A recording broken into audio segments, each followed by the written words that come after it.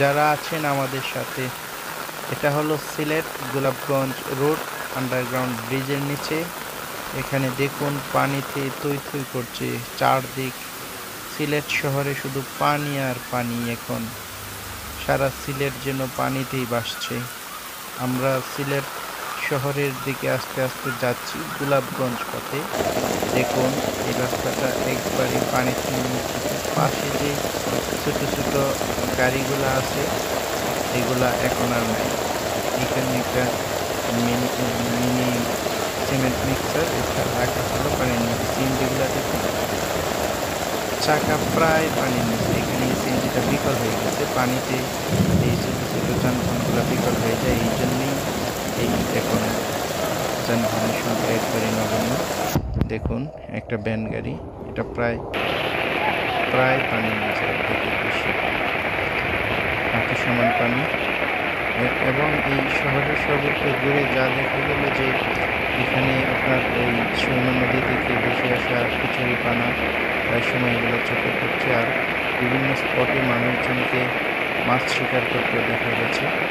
এটা ওই যে রাস্তার ডিভাইডার, দেখুন ডিভাইডারটা প্রায় পানির নিচে তলিয়ে যাচ্ছে। আর কয়েক ইঞ্চি পানি হলেই এই ডিভাইডারটা পানির নিচে চলে যাবে। এটা হলো সুরমা নদী থেকে শহরে পানি প্রবেশ করার দৃশ্য। এই রাস্তাটা ওভার করে পানি তারপরে এই পাশে চলে আসছে। অর্থাৎ এটা আজকে 18 তারিখের দৃশ্য। এটা আজকে 18 তারিখের দৃশ্য।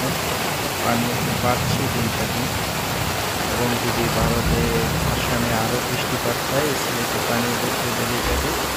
আর সিলেট থেকে পানিটা মূলত কিশোরগঞ্জের দিকে চলে আসে। কিশোরগঞ্জে সর্বত্র এখন রাস্তা বাঁধ তৈরি হওয়ার জন্য পানি শুধু নদীগুলা দিয়ে আসতেছে। এই জন্য সিলেটের পানি একটু ধীর গতিতে কমছে, তবে এটা কমে যাবে আমরা আশাবাদী ইনশাল্লাহ।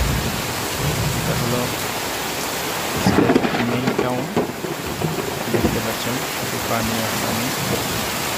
এখানে একটা প্রাইভেট কার দেখতে পাচ্ছেন, এরকম অনেকগুলো গাড়ি এখন রাস্তার পাশে রাখা, কারণ পানিতে এই কারগুলো বিকল হয়ে যায়, সেজন্য কারগুলো বাহির হয় না, অনেকটা বাহির হয়। দেখুন পানির কত স্রোত, খুব দ্রুত পানি প্রবেশ করছে। এই পানিগুলা সাধারণত ওই নদীর দুই পার ডুবিয়ে পরে রাস্তায় প্রবেশ করছে। আর শহরটা মোটামুটি উপরে, অত্যাধিক পানি হওয়ার ফলে দেখুন পানি, শুধু পানি আর পানি। হলো সিলেট শহর মেইন টাউন, শুধু পানি আর পানি, যেদিকে দু চোখ যায় শুধুই পানি। আর এই পানিতে গাড়ি নিয়ে চলাচল বিপজ্জনক বটে, কারণ রাস্তা অনেক জায়গায় ভাঙাচোরা থাকতে পারে, পানির নিচে দেখা সম্ভব নয়। এই রোডের এই অবস্থা, প্রায় যে কোনো মুহূর্তে বিপদ চলে আসতে পারে। সিলেট থেকে গোলাপগঞ্জ, বিয়ানীবাজার, জকিগঞ্জ যেতে হয় এই রোডে। আল্লাহ আমাদের সবাইকে হেফাজত করুক।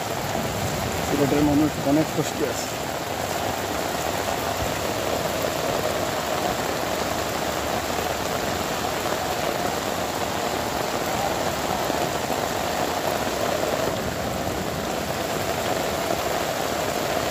যারা দেখছেন প্রিয় ভিউয়ার্স, আপনাদের কাছে একটা আবেদন, অবশ্যই চ্যানেলটা সাবস্ক্রাইব করে দেবেন দয়া করে। এটা হলো পয়েন্ট সিটি কর্পোরেশন ভবন। দেখুন পানির পরিমাণ,